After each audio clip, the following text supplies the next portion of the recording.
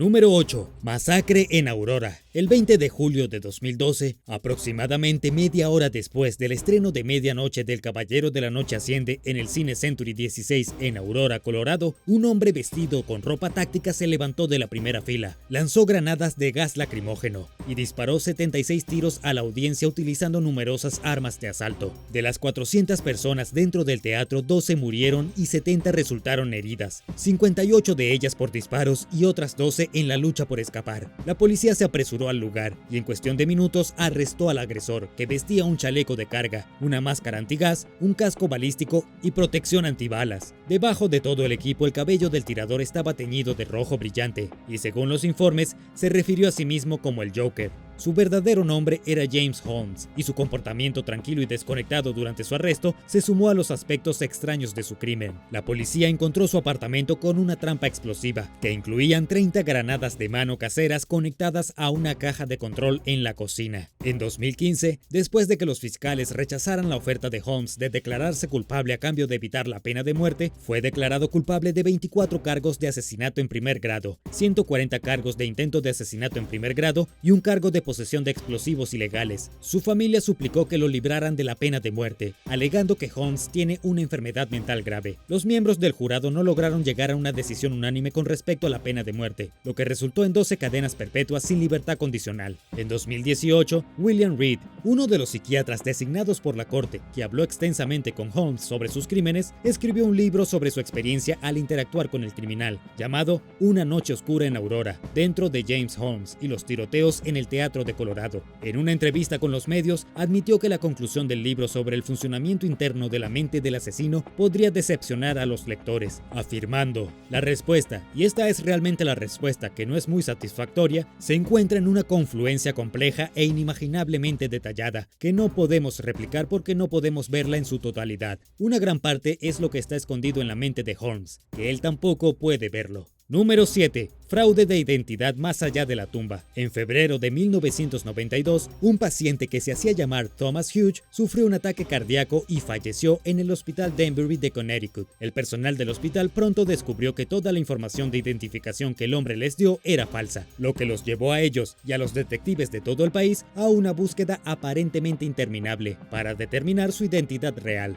Semanas antes de su muerte, el paciente se había registrado en un hospital de Allentown, en Pensilvania, como Thomas White. Más tarde fue llevado a hospitales en Rhode Island, California y en otros lugares, donde proporcionó varios nombres e historias, incluida una en la que era un veterano del Golfo Pérsico y uno de los 40 artesanos de vidrieras del mundo que se capacitaron en el Vaticano. Además de usar nombres falsos, el paciente misterioso dio números de seguro social, direcciones y empleadores falsos. Se quedó en cada hospital durante varios días antes de escabullirse en medio de la noche, sabiendo que la factura nunca le llegaría. Antes de morir, el hombre hizo varias llamadas telefónicas a abogados con aparentes planes de demandar por lesiones. Ningún miembro de la familia se presentó de inmediato para identificar al hombre, que según teorizaron los expertos en salud mental, podría haber sido una persona sin hogar, tal vez ingresando a hospitales con identidades falsas para obtener refugio y comida gratis. También consideraron la posibilidad de que tuviera una enfermedad mental que lo llevara a buscar constantemente atención médica por dolencias reales o imaginarias. Cuando el caso se emitió en Misterio sin resolver en 1993, los espectadores reconocieron al paciente como Thomas Patrick White. Se cree que padecía síndrome de Munchausen, una condición que hace que una persona sana busque tratamiento médico constantemente, al causar deliberadamente o exagerar sus síntomas. Número 6. Incendio del tren fantasma en Luna Park. Una noche de junio de 1979, la montaña rusa Ghost Train en el parque de atracciones Luna Park de Nueva Gales del Sur en Australia estalló en llamas, matando a 6 niños pequeños y a un padre. Las autoridades eventualmente clasificaron el incendio como accidental, a pesar de los numerosos relatos de testigos presenciales de visitantes del parque que escucharon a un grupo sospechoso de adolescentes vestidos de cuero y jeans hablando sobre el uso de queroseno y fósforos aproximadamente al mismo tiempo que comenzó a salir humo del sitio. Un transeúnte, Liz Dowd, fue inmediatamente a la policía y dio una declaración, y afirmó en una entrevista reciente con ABC que lo presionaron para que se retractara. Hablando públicamente por primera vez desde el incidente de hace casi 42 años, dijo: escuché a uno de ellos decir, derramé el queroseno y lo encendí con una cerilla. Otro dijo, eres un tonto por hacerlo. Comenzaron a correr hacia la salida. Otra visitante del parque, llamada Tina Shakeshaft, afirma que la policía la presionó para que se desviara de su declaración, que era muy similar a la de Dowd.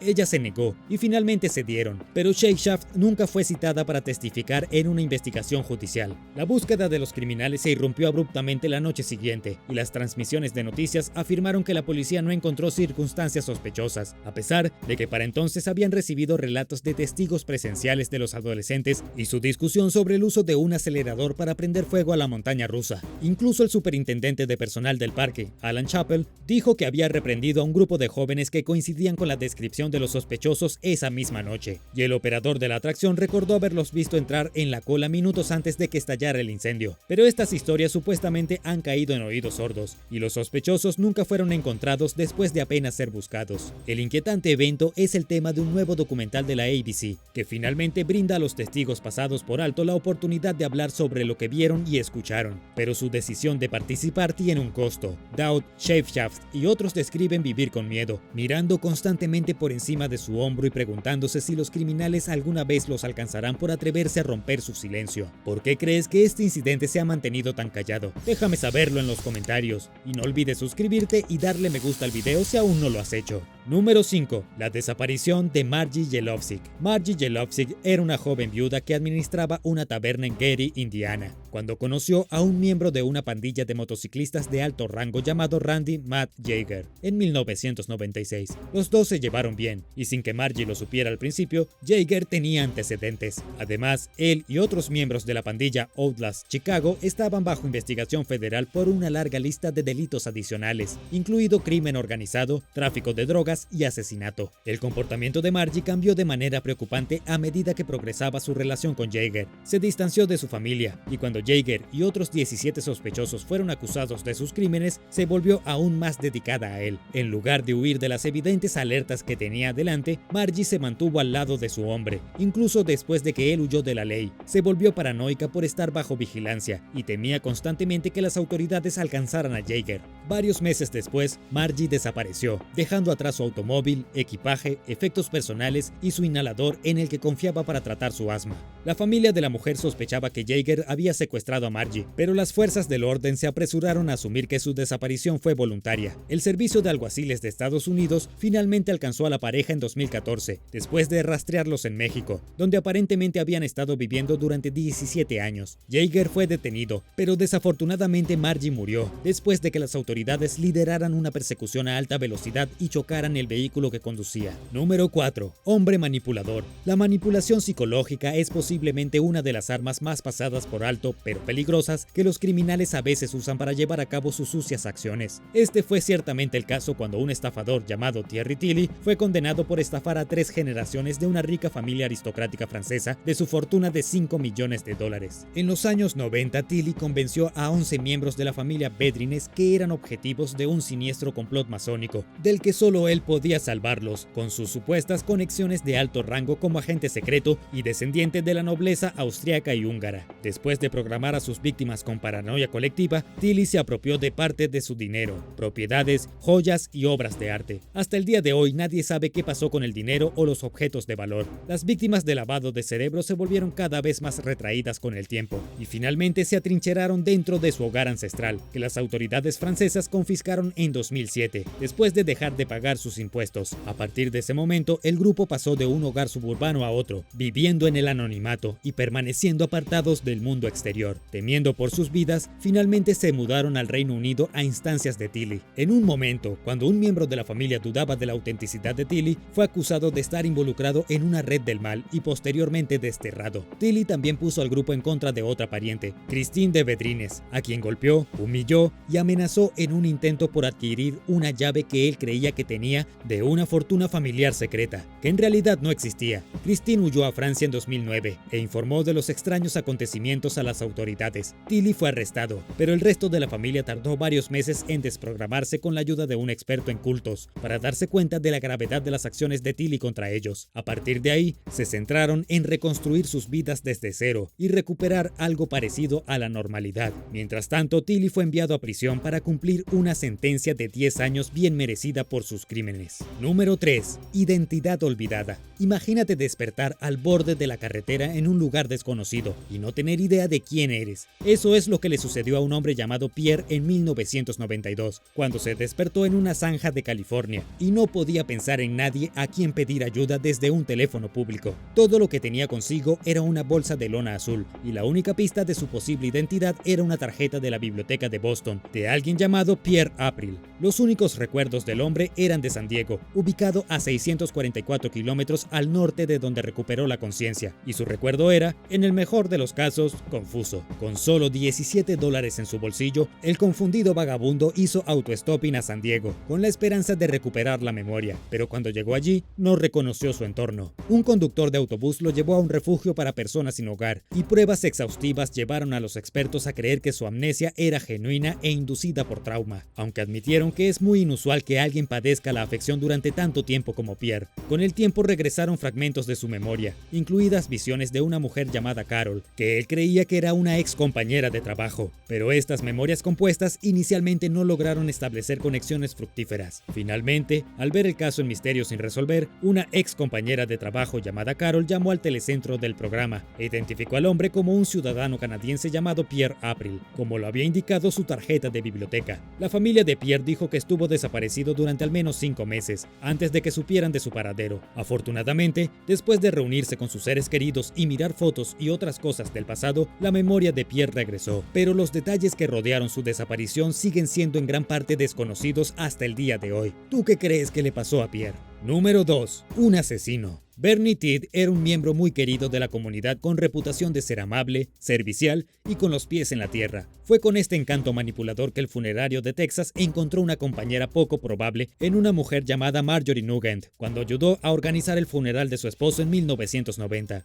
Los dos pronto se volvieron inseparables, a pesar de que la viuda era más de 40 años mayor que él. Tidd desheredó al único hijo de Nugent de su testamento al año siguiente y se convirtió en el único heredero de su patrimonio de $10 millones, así como su poder notarial. En 1996, después de 9 meses de no poder comunicarse con su madre, Rod viajó a la zona y la declaró desaparecida. Al entrar en su casa, Rod descubrió el cadáver de su madre en un congelador. La habían matado a tiros. Tidd admitió haber matado a Nugent y haber almacenado su cuerpo en un congelador, cuando lo llevaron para interrogarlo un año después de su desaparición. Afirmó que Nugent era controladora y emocionalmente abusiva, y que la asesinó en un estado disociativo como resultado de abuso sexual infantil a manos de su tío. El argumento inicialmente no funcionó, y en 1999, Tidd fue sentenciado a cadena perpetua, pero fue liberado con una fianza de $10,000 en 2014, basado en sus acusaciones de asesinar a Nugent en un estado disociativo inducido por abuso. 2 años más tarde, un jurado poco convencido volvió a condenar a Tidd a cadena perpetua. A lo largo de sus diversos juicios y sentencias, varios miembros de la comunidad elogiaron el carácter de Tidd, describiéndolo como agradable y generoso, a pesar de las acusaciones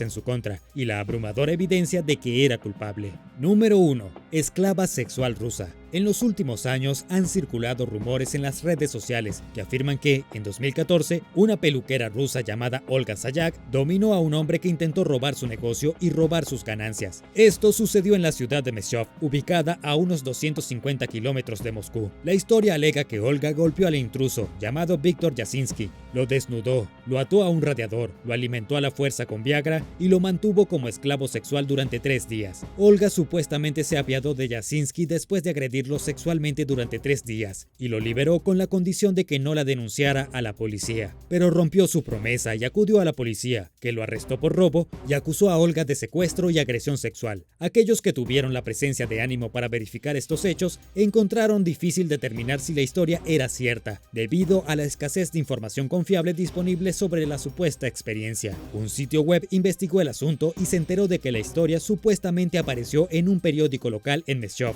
y se volvió viral después de ser recogida por medios extranjeros, pero que este tipo de cosas sucede todo el tiempo en Rusia y nadie realmente le pone cuidado. Al final del día, el sitio no tuvo más éxito que cualquier otro en sus intentos de verificar la historia, que tampoco ha sido refutada. Gracias por ver el video. Si deseas más información sobre crímenes espeluznantes y extraños, déjame saberlo en los comentarios y asegúrate de suscribirte y activar la campanilla de notificaciones para que no te pierdas los próximos videos interesantes.